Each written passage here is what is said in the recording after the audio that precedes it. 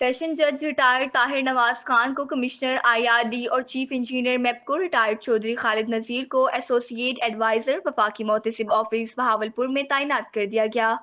اور آج ملک 8 جولائی 2025 کو حلف برادری کی تقریب منعقد کی گئی، جس میں وفاقی محتسب جناب اعجاز احمد قریشی نے مذکورہ آفیسران سے ان کے عہدوں کا حلف لیا۔ بعد ازاں وفاقی محتسب اعجاز احمد قریشی،